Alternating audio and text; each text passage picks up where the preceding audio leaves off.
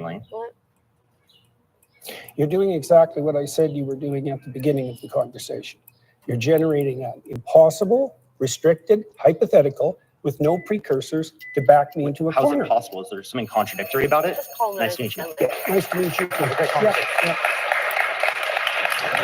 My next claim is that everybody worships something, including atheists, even though they might not know it. Fucking vegan argumentative little shit.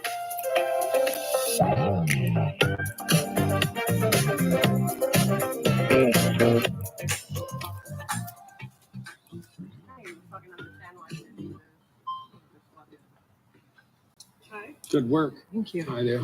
I'm Zena. So I want to start off with like defining terms. Yeah. How do you define worship? Prioritize. Prioritize. So almost like having a preference over something other than the other. It's a hierarchy of preferences. Yeah. And you use it to direct your attention. Right. So whatever you're attending to, you're worshiping. Right. So I've kind of become a little bit familiar with your idea of like this value-laden hierarchy. Yeah. Right. And you kind of posit. What? Am I still gonna be here for a while? No, what?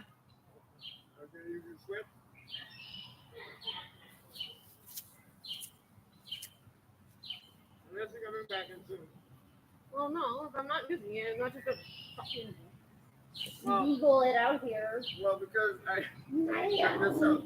I didn't play Call of Duty for a while, so I used to do an update. I started the update on my thing. 77 gig of update. I just use it wire too. You want me to bring you my charger? What? No. Your phone? No, I'm fine. Like Consuelo? No. I need fire.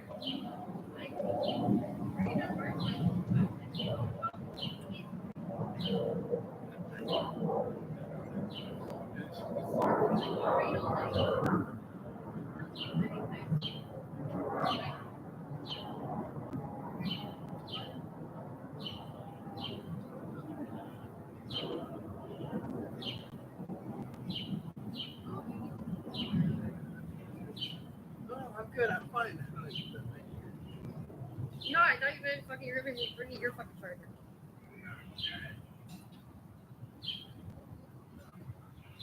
Why doesn't Walmart sell booze? Fucking annoying.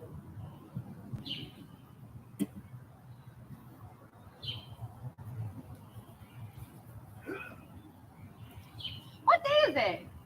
We're Monday. Yeah, so Walmart's open till 9.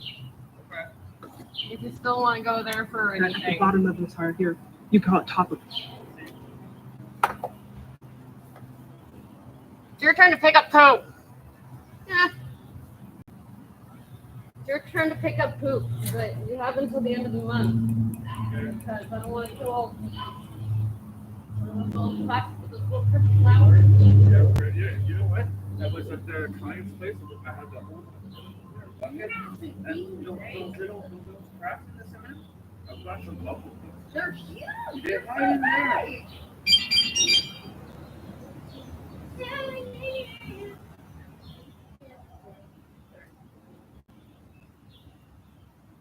What happened to Jesse the other day? The guy that was there with Jesse's place and everything?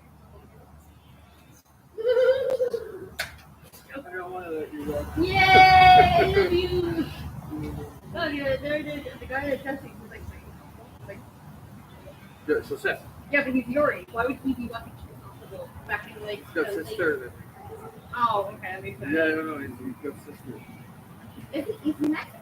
He's no, Lebanese. Oh. Yeah, tough background. Okay. Tough childhood too. When I'm done this, we'll go to the store. At least you get down your coffee. I'll get my fucking booze. Because fucking as the alcohol fucking store doesn't want to sell alcohol. Like, Well, let's go tomorrow. I'll just be there and I want to have coffee. fine, you know what? I found tea. This morning. I made myself black tea. And there's tea in both houses.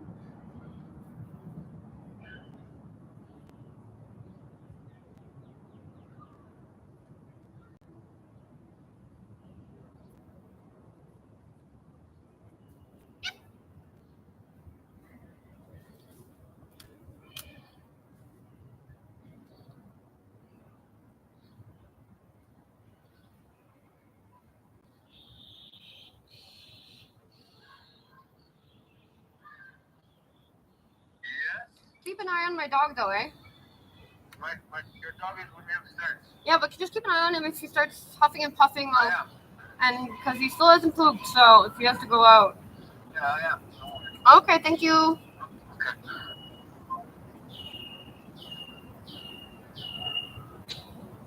Oh, we're at 80. Oh, yeah.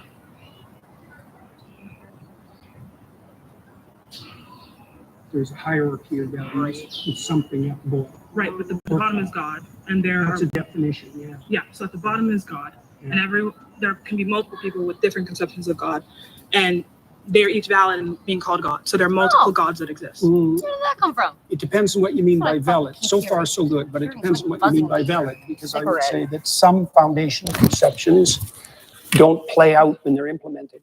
So if you put the wrong thing at the foundation, that's not you gonna end up work. in hell, for example. That's what happens in totalitarian states. Okay. Yeah. So you're So saying they're not all equal. Like Yeah, all yeah. foundational principles are not equal, even though they might be equally foundational. Right. So what makes one kind of foundational tenet like better than another one? That's an excellent question. Iterability. Imagine if you play a game with someone when you're a kid. It's fun. So we play again and again and again. So then it's playability across multiple iterations. So then you have a friend. The friend is better than having a right? So that's one. Breadth of application is another. So if it's just for me now, it's not as good as something that could be invented to both of us across time. Right. So we're explaining like characteristics that can be applied to like these types of like foundational values. But why is it that this iterability makes it better, and what does better mean? Hi, I'm Salem, and this is a story of the time that I took out twice the amount of money in student loans than I realized. Sounds like a real life struggle. I got a half-ride basketball scholarship Oh, I to know. play. Life is Well, hard all around. one hallmark of better is likely to be selected voluntarily. So Right. it's invitation. Another descriptive kind of quality. So we're talking about characteristics that in some type of system with a goal, an output being like maybe say happiness, right? Or some type of harmony. Harmony, Yeah, right? that's better. Not happiness precisely, because it's too short term. Exactly. Mhm. So as we like I can explain within a system, there are things that we can see as better, worse to meet this goal or meet this output. But what we're interested in is what could make these things, regardless of any system, right? Well, imagine that you set up a system and you implement it, and it produces the opposite results to which you intend. Well, that's not a good system. Exactly. Right. So the foundational principles are lacking because when you implement them, the game degenerates instead of moving towards the aim. Right. So we're talking about within a system. When we talk about something being moral, right? Just absolutely moral. It means that without a system, right, this thing is simply moral with no reason. Like stands independent, this thing is good. So I'm trying to figure out if such thing can exist. And if you believe that these things are moral in of themselves, like self-evidently moral, or are they moral in accordance with the system?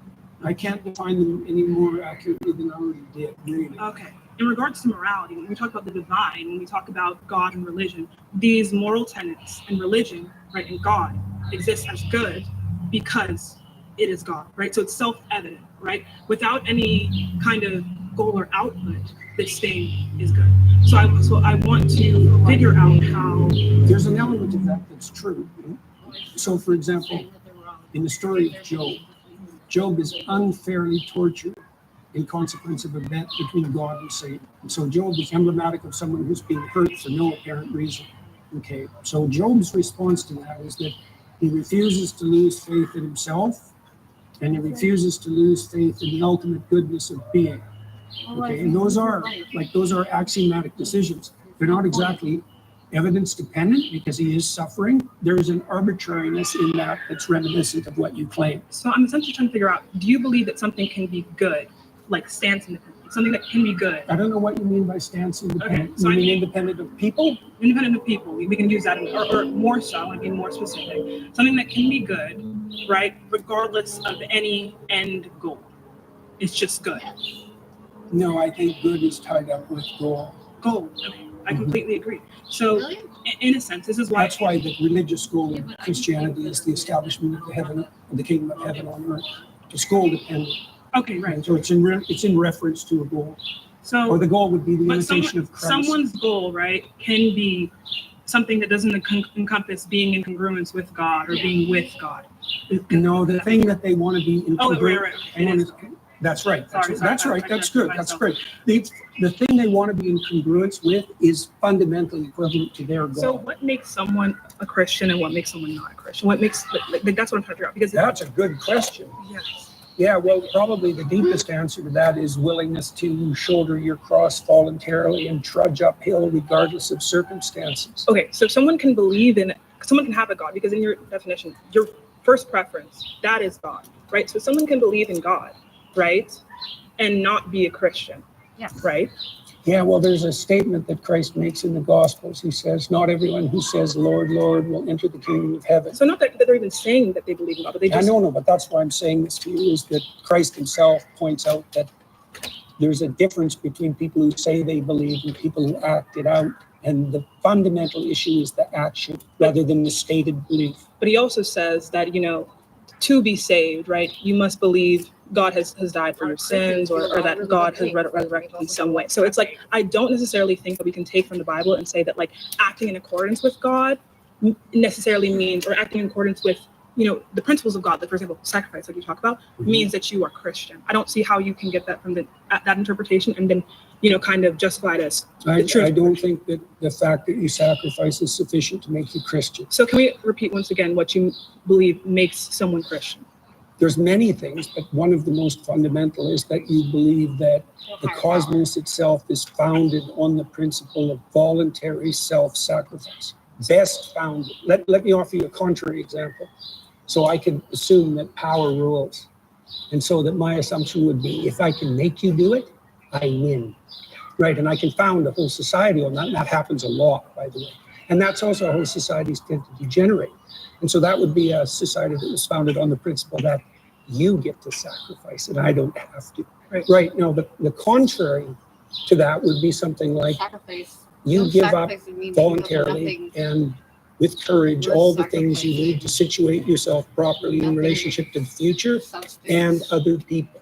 Right. Right. So then there's a harmony. That's why I talked about harmony earlier. So you navigate your life, right, in accordance kind of to this principle of self-sacrifice. Can I say it in that way? Yes, you can definitely say it that way. That's exactly right. And navigate is the right term. So someone does not have to have any awareness of Christ, of the story of Jesus, and let's say 60% of their actions, right, or more, whatever kind of metric you want to use, are in line with this self-sacrificial. So the Christian thinkers of the Middle Ages dealt exactly with that problem. And they were talking about the pre-Christian philosophers, for example. And they noted the similarity, let's say, between pre-Christian Greek thought and later Christian thought, and presumed that there were moral actors outside the Christian domain. Right. They're So is that addressing person this. Christian? Is that person? Well, to some degree, again, that's a matter of definition, because they wouldn't be proclaiming Christian propositions, but they're acting out the pattern. Right. So, so you imagine that full Christianity would involve a dozen things. And you can imagine someone who knows nothing of Christianity, say, acting out 8 of them. Right. Right. So then they'd be 8/12 Christian or something like that. Well, but to be like a full Christian, how can someone say I am Christian? Like I am Christian, not 8/12, but Christian. well, I hesitate to do that personally because I think it's the kind of goal that you be very careful about proclaiming. The technical. But belief is not necessarily, to be mostly Christian, belief is not necessary. 8/12s or, right? Well, it depends on what you mean by belief. See, because I would say that acting out the pattern is the deepest form of belief. Now, you could add to that what you say. So, maybe in the optimal situation, how you act and what you imagine and what you say, they're the same, right? But you can imagine a hypocrite who says all sorts of wonderful things and does nothing. And you could imagine another person who acts in a very positive manner, but proclaims nothing. So what I'm kind of seeing is like a descriptive, a really comprehensive but descriptive analysis of human action, human thought, and by which we can characterize people and put people in boxes. But I don't see why in boxes. Like, when I say in boxes, I mean like I can categorize you based on your actions, not based on necessarily what you say, but based on your actions that you are more so or less so Christian. right? Things like that, right? So we can categorize people as Christian. Well, I would say more or less voluntarily self-sacrificing. Like, Yeah, but that's also what we came to though, is that someone can be like 60% or 70% Christian based on simply just acting in that yeah, way. Richard Dawkins is like that. I watched that. Everybody there, you've been voted out by the majority. Very good. Thank you so much. Really? Very good.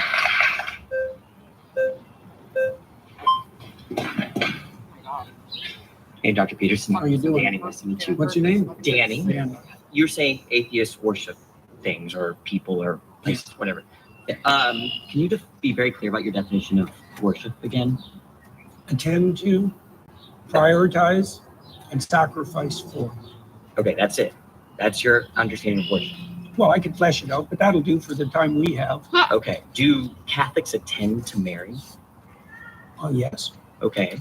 So do they fit that description of worship? Yes. So you would say Catholics and other people that revere Mary, like the Eastern Orthodox tradition, worship Mary.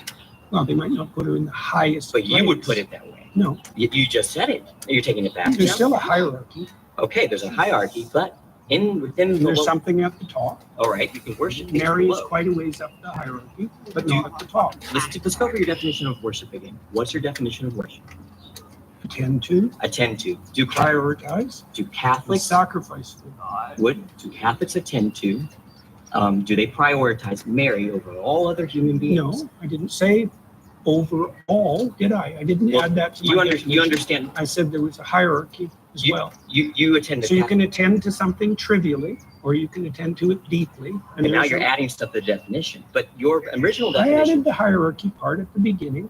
Are you just familiar? didn't understand Are it. you familiar with the Immaculate Conception? Why is that relevant? Because you go to a Catholic church. I'm sure you've attended recently. You're interested in Catholicism, aren't you? Sure, All right. Are you familiar with their doctrines? somewhat. Okay, you're Their familiar. doctrines are How very do they deep. regard Mary? Why are you asking me? Because you're a Christian. You say that. I haven't claimed that. Oh, what is this? Christians versus atheists? I don't know. You don't know where you are right now. Don't be a smartass. Well, either you're a Christian or you're not. Either you're a Christian or you're not. Which one is it? I can be. I don't have to take it. You don't have to tell me. I was invited to talk to a Christian. Am I not talking to a Christian? No, you were invited to. I think everyone should look at the title of the YouTube channel. You're probably in the wrong YouTube video. You're really quite something. You are. But you're really quite nothing. Right? You're not a Okay, Christian. I'm done. You.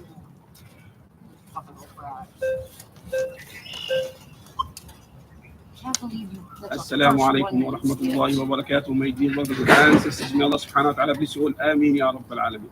Allah subhanahu wa ta'ala explains in the Quran that those who maintain the masajid, the mosques of Allah subhanahu wa ta'ala, are the real guided ones. Those who believe in Allah and the last day, establish the salah, and they give the zakah, are the real believers and the guided ones. Allah subhanahu wa ta'ala has blessed us with an old building, which was a church and then a heritage center, and then now we are turning it into a masjid, and we are maintaining it. So please help us to maintain that masjid, to revive it, to restore it, and give us some sadaqah jariyah. May Allah subhanahu wa ta'ala bless you. Click the link, donate now. Assalamu alaikum.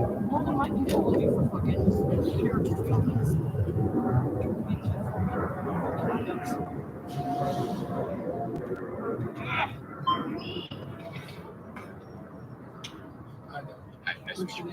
Gerard. Hello. Nice to meet you, sir. So you said that worship is when you prioritize and sacrifice for something, right? Yeah. Okay. There's a hierarchy. Sure. So I prioritize and sacrifice for my wife more than I would prioritize and sacrifice for a random person on the street, right? Probably. Presumably. Do I worship I don't know. my I've wife? seen some pretty bad marriages. Assuming a good marriage, are you saying I worship my wife? I'm trying to define worship. That's what I'm asking. So prioritize and sacrifice. You, I do the those higher things. it is in the hierarchy, the more what you're doing is akin to worship. But even in your trivial acts of attention, you're prioritizing and partaking in worship, even if you don't know. So I am And it's part- part, well, with regard to your wife's sake. So why do you value your wife? You do value your Yes, wife. I love her. So I Right. prioritize and I Okay. sacrifice for her. Right, right. So that's within the confines of love, let's say. Sure. What else does it serve? What else does what serve? Your love and your marriage.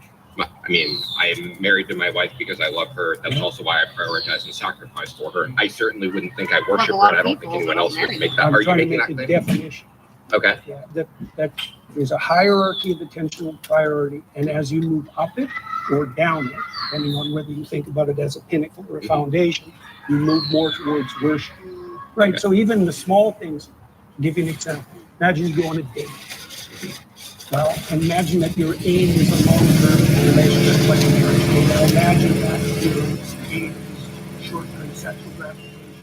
You have an depend on your ultimate end. That's the hierarchy. The way that you intend to your life is dependent on your ultimate aims. So at what point is it worship? Because it sounds like you're saying worship is almost a spectrum, right? It's not a binary. It's not a. It's kind of like that's what So when is it worship?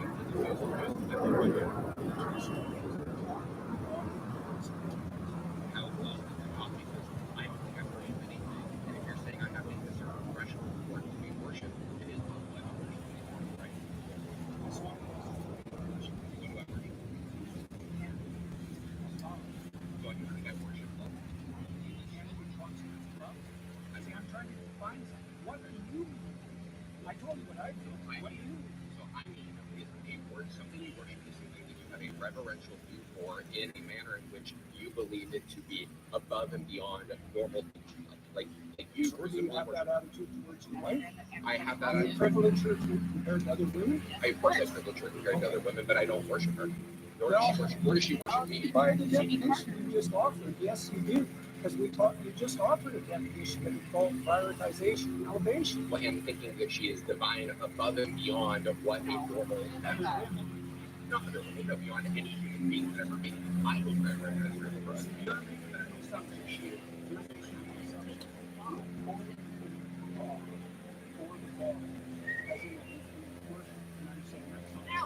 It's a hierarchy. And there's something, there's either something at the top or you're trying to do the view. Those are the options. You're either going in many directions or you're going in one direction.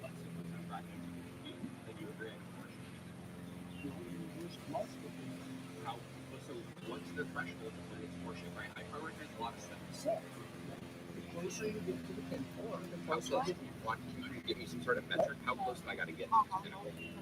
do you know the difference between cheap literature and deep literature? Yes. Okay, that's the same issue. And how do you distinguish between what's the difference between cheap and deep? I mean, it's really an opinion-based thing, right? So let's just an opinion.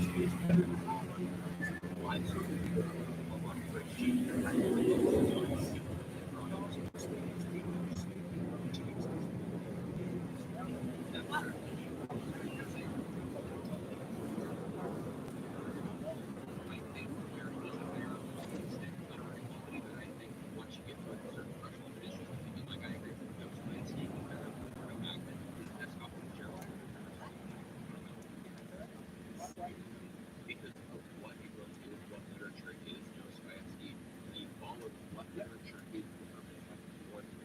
Okay, good. Well, so let me, yeah, sure, let me give you that analogy.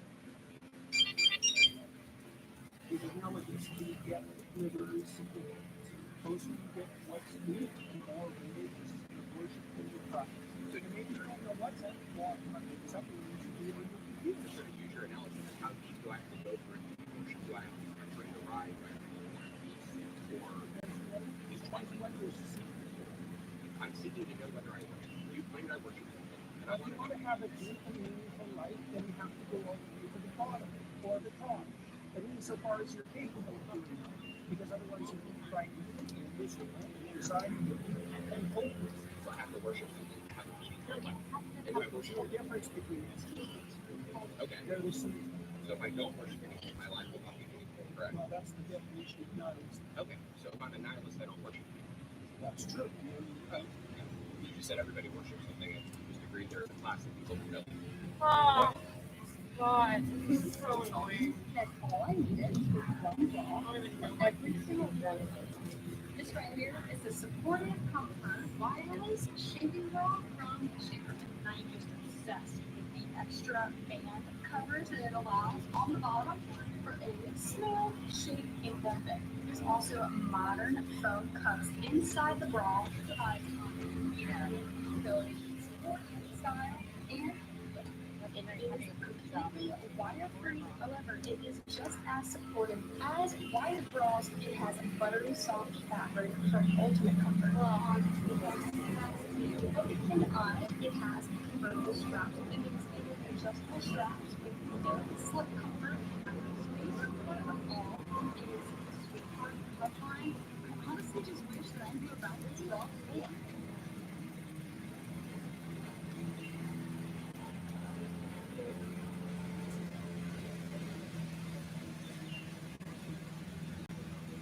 Work today is broken. We're all working with too many disconnected apps, and it's killing team productivity. But for the first time, there's a platform that fixes it by combining everything: projects, chat, and knowledge in one place. It's all powered by the WeWork AI, so you can run business from anywhere.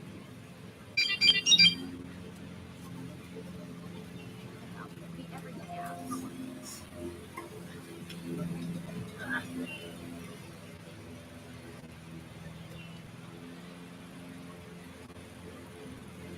They're incoherent in their worship, and hand gestures like that aren't going to help. Okay. Look, if you're incoherent and fragmented and aimless, which is what happens if your objects of worship are unstructured as they are, then you're going to be anxiety and without hope. That happens.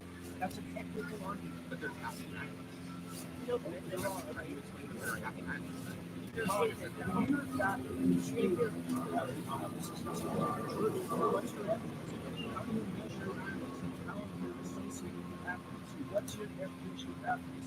How do you compare it to religious people? Because in your mind, it's literally they're just being talked along with hell. It's a well-documented fact. Psychological literature. There's all your claim. It's just a claim. It doesn't stand up. So you disagree with the thing that there exists either one happy night? Say that. Okay, we agree that there exists one happy night in the universe. I have Never met. as an immediate response and concern, because it depends on what you mean by happy, depending on the duration you're trying to help them. Now, at the moment, is probably some deluded soul who thinks he's a nihilist, who's momentarily pleased with himself, but has a long-term strategy to live in the future, along with himself and the others, it's sadly lacking. That's why Nietzsche warned that really God dies, he wants to make people with flooded with pointless anxiety-ridden, hopeless nihilism. And that was what was attractive, for example, the false gods of totalitarianism. Is exactly what happened. Because everybody worships something, even atheists who think. Aren't there happy Christians? Or of course there are. So worshiping something is neither sufficient nor necessary for happiness. While terrible things become negative regardless, that does happen, but it's because that only in certain aspects of our life, there's no troublesome that how you orient yourself. So at the end of the That's what happens.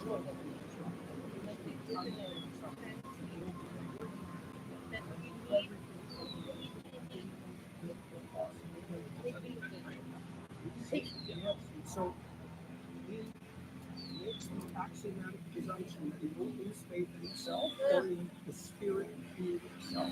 And that helps him remain calm and forward looking through his time of trial. Doesn't he absolutely curse God? His wife tells him to do that.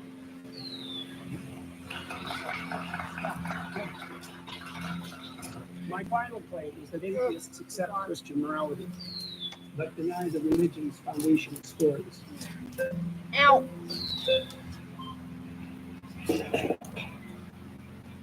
Hi. It's very nice to meet you. What's your name? I'm Ian. Hi, Ian. Yes. So God says that You're you kill Ian's people as straight on property. He this. says that you can beat them with a rod too.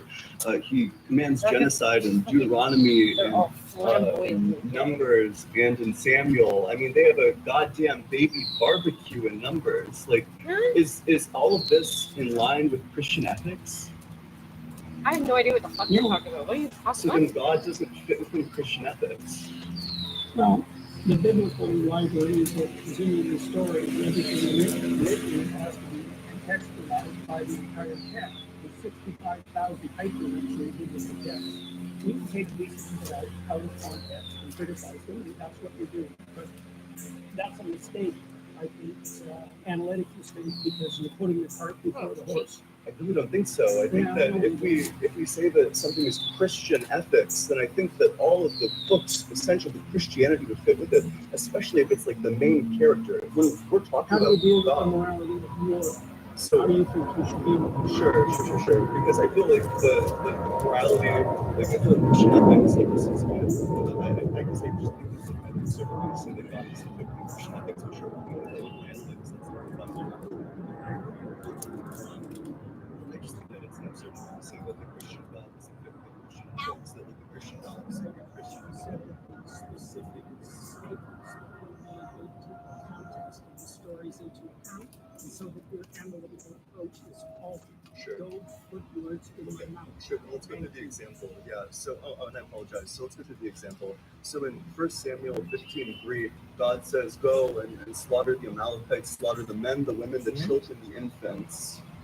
What's the justification for that? Is that That's a good question. That's a good question. I don't really know what to do with the terrible blood-soaked, saturated history of the human past. I don't know, and I don't think anybody knows. That's very what you try to good. do in your life, as far as I can tell, is to conduct yourself in a manner that makes such things much more unlikely. I completely agree. We're all saddled with the problem of the catastrophes that got us here, aren't we? Indeed. Yeah, but this one was commanded by God. That's the problem. Yeah, That's well, what differentiates it from anything I else. wasn't Is there. that this I one, can't it's tell God you. saying, go and do Is this there such a thing- atrocity. Do you think that there's ever such a thing as a righteous Symbolism? war? I'm skeptical. I'm not No, sure. I don't think there is anything as a just Well, war. right. I read Yeah, the but this one people, certainly wasn't even just the war. The Jewish guys context who for the read Amalekites the slaughter is book, that 400 unjust years and earlier, unjust they wars, fought that one there are battle, no which just they wars, lost, and and God people says, are dying. that's it, I'm going to wipe them off the face of the goddamn earth. And then 400 years later, he commands the Israelites to genocide Oh, their God, with the Jewish stuff. great-grandchildren. That's Please. not a just war at all. And also, a genocide is not a war. Well, the genocide can be a war, but Absolutely not. Nope. The Well, you have to genocide have of the two Amalekites, the fucking men, the armies. women, and the infants, that's not a war. The infants aren't combatants. look, I already said it's very difficult to deal with the same thing. So there's no acceptable answer to the question. It's necessary.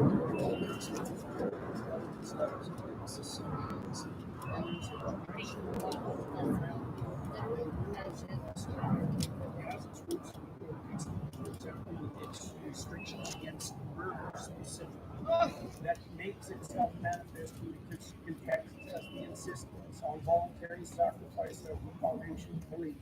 That's a profoundly anti-man's ethos. Do you have the belief in your theology? Well, what do you think about that? Wait a sec. No, redress. So so I'm about to address it, but I'm addressing with the question: do you think that God is by his very essence perfect? You'll have to provide more. Sure, just like maximally great in all I of think his great it's a making definition. qualities. Sure. Yeah, By like definition. flawless. Yeah. So, Okay, so so does a wait a flawless sec, thing wait a change? sec. Does a flawless thing reveal like more and better information over time, or would a flawless thing say, "Here's what's good. Here's the absolute good thing to do at all circumstances in time"? I think Well, you are we do some- ignorant to say that you Wait, so for this- sure always know. That's the right totally thing. fine, but No, you don't get to skate over because that. it's a straw That's man. totally It's a fine. straw man of my position. It's a straw man of the argument. So No, the argument no, is that wait a sec. You I'm said already waiting. find one maxim that's transcendent across I situations. didn't and say I any just of those words. I'm not sure what Okay, conversation you're rephrase. a part of. Don't be a smartass. We're building some really exciting things, but our Strive, we're so proud of it. It's the very best of AI tech, mixed with a really intuitive design and world-class security. And it's perfect for business. Specialists, and even mental health practitioners. So if you want to free up your time, have more billable hours, What just I look for supercharge in my mental health you practitioner. should get part of your go. Look for No what they fixed use book. AI. Finish. Obviously. First thing I look for in my mental health practitioner. Do you use If you're AI? tired of annoying pop-up ads following you around, you need to get more. It blocks pop-up ads and suspicious links. And you can secure up to 10 devices at once. It's so much safer than browsing. Get the limited time offer and save money on life security. From my country. I'm sorry. Seriously, I mean it. If we're gonna have a serious conversation, conduct yourself properly. Okay. Okay.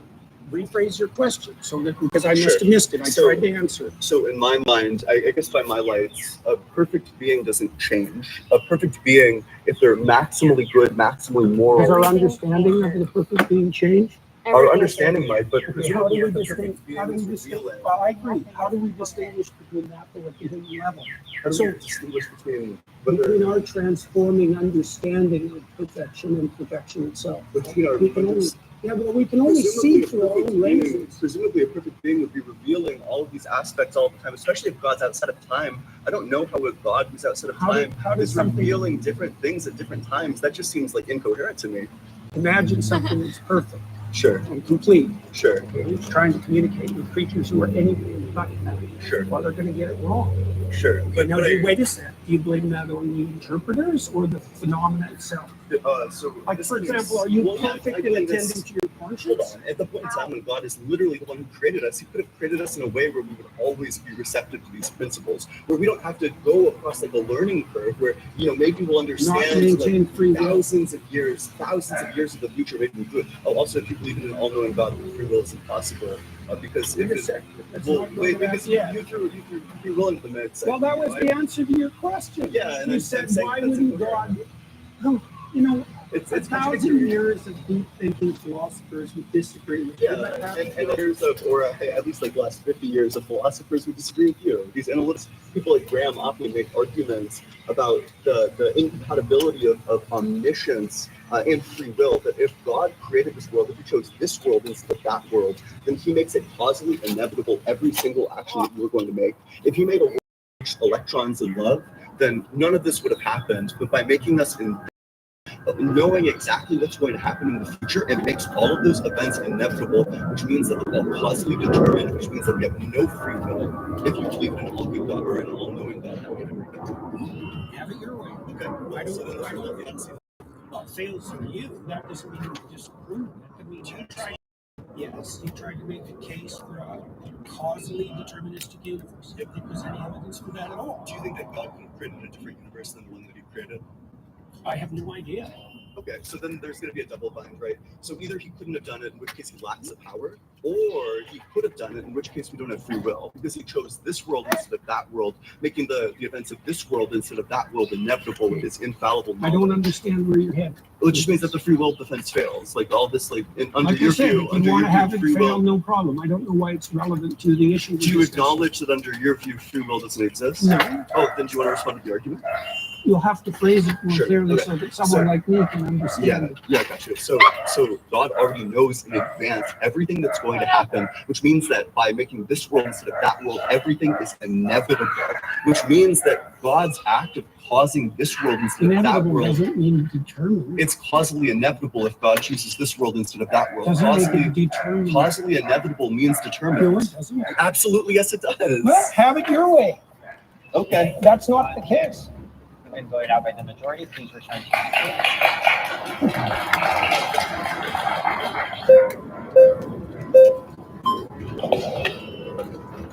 Very nice to meet you. Very zippy. I'm Liam. How are you doing? I'm doing well. How are you? Not too bad. Good, good. Surrounded by atheists. My question to you, from a student, would be, what does it mean to accept Christian values precisely, or Christian morality? As you can see, right off the bat, I'm going to have information that is showing up right here on the search result page that I don't normally get if I don't have the Chrome extension installed. Now, the most common tool that everybody uses in the Chrome extension, I hit the Chrome extension up here, and it's the first one, which is X-Ray. When I run X-Ray, I'm able to see what is going on here on page 1, as far as estimated sales, how many reviews, the search volume for this keyword. Down here, I've got Use the name up as hard as you can, no matter what happens to you. Literally Okay. everything. So I think that that's a very broad definition of what Christian Yeah, but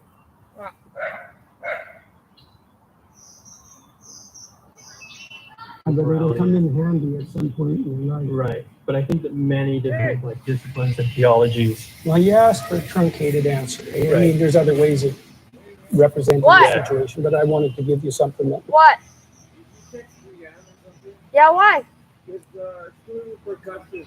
She's fucking giving shit upstairs to Justin.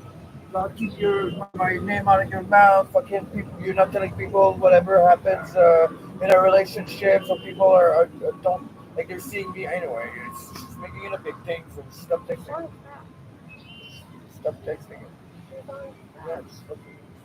I didn't text her. I told Justin what I wrote to her. I So she's read still it free to now? him When was that? when he got here. She's just crazy. No, I'm fucking busy doing shit. I don't have time fucking be texting other people's girlfriends. I don't give a shit. Fuck. Sean crack. Fuck. God, the fucking drug addicts, man. God, they're so fucking emotional. It's ridiculous.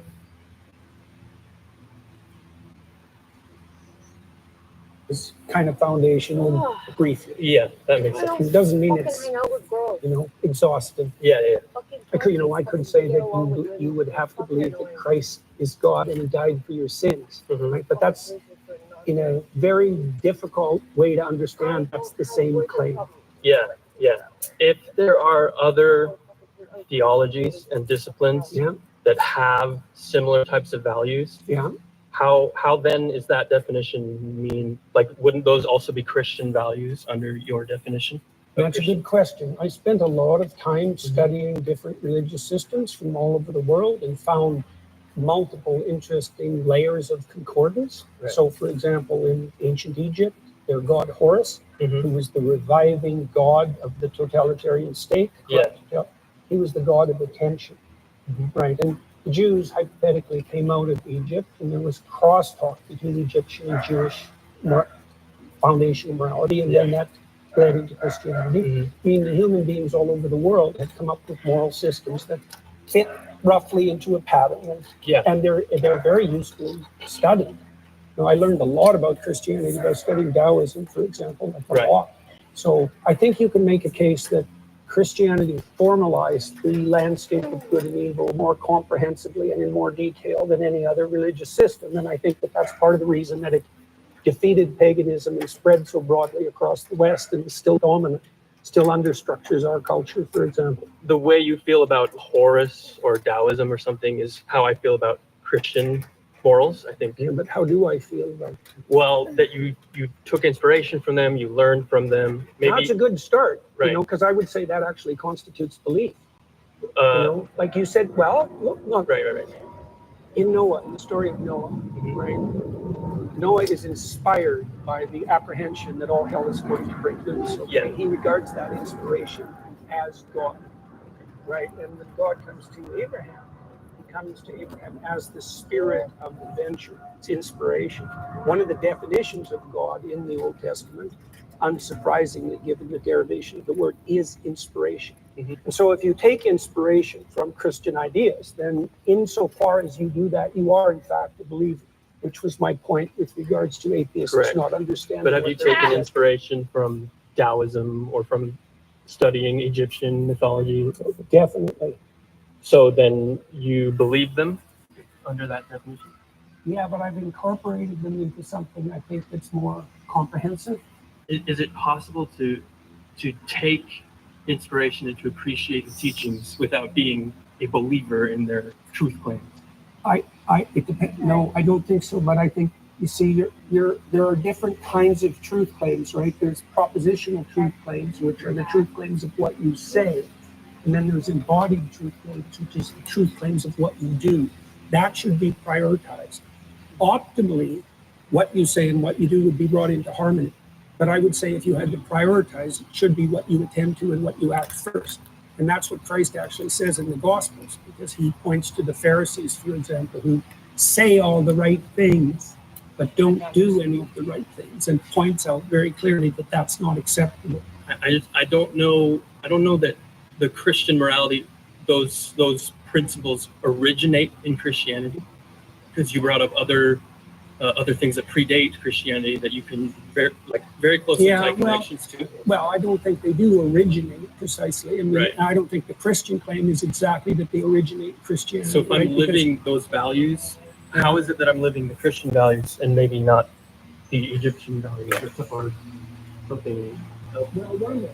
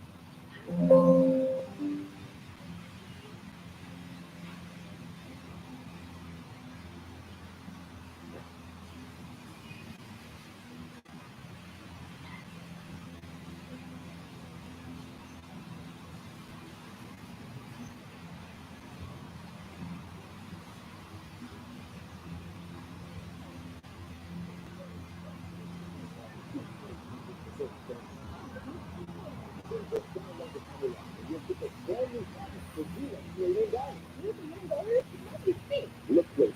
All products come from official sources. 100% genuine. It can be used not only as a tablet, but also with a keyboard, as a laptop, powerful and stylish. Can I really get this for $0 Try it. You asked a more deeper question with regard Yeah, to, that's let's not say, creative. heaven and hell and judgment. Yeah. Well, that's a tough one, right? Sin, to put it this way, sin is what puts you in hell, right? And so then you might ask, well, how do you know you're in hell? How about you do anything to get out of it? How about you know that you put yourself there? Do you think is sin like a part of Christian morality? What do you Do you- mean exactly? Sin is Like a part. the It's missing concept the. of sin? Okay, Yeah. it's derived from an archery term, and it means to miss the target. Right, and so it presumes that there's such a thing as a central target, and that you can miss it in many ways, and the consequence of that will be your life will be ridden with anxiety. Your life will be pointless. People will turn against you. Don't believe in sin at all. Or do you believe in error? I Have you don't- made any mistakes?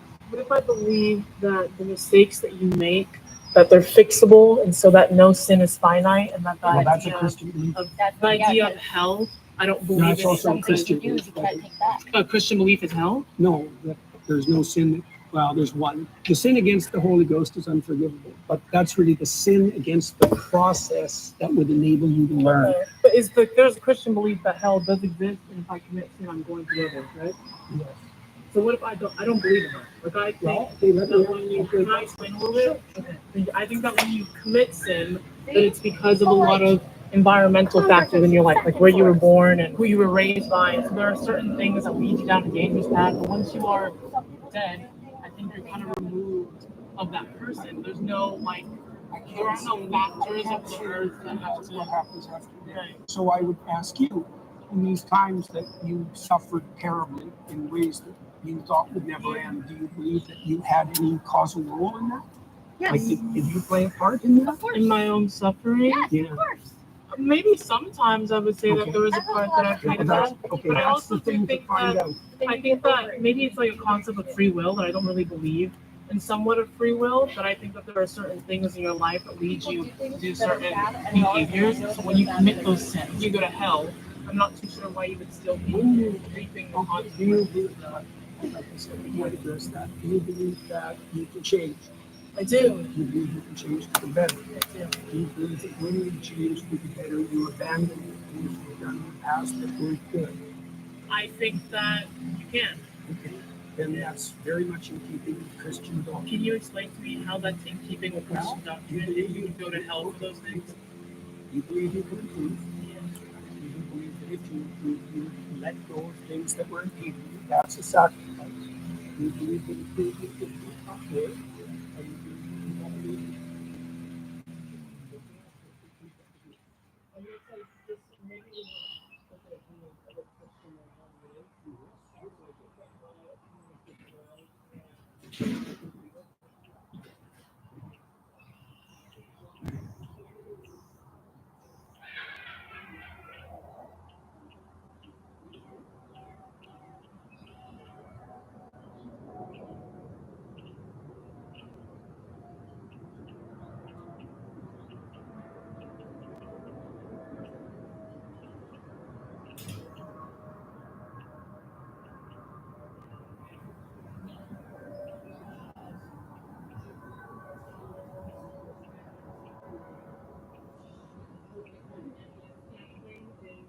Jordan Peterson's framework for understanding Christianity is probably not the one that the Bible intended us to use.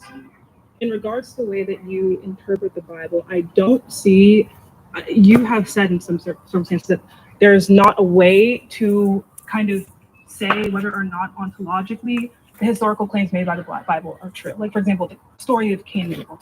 You've said that this story is like a meta-truth in the sense that it exists all throughout time, culturally. And the way that you define meta-truth, I don't see a distinction between that and like a metaphor, right? But and you also said you cannot say whether this story was true. You can say that it exists eternally, metaphorically, but you can't say that it's true. And if you can't say that there are historical facts being said in the Bible as stories that weren't really said with much ambiguity, how can we say that we can understand the Bible in the way that it's meant to be interpreted? Like, if you cannot make any claims about these stories, right? You don't know whether they're true or false. How do you know that your interpretation is the correct way?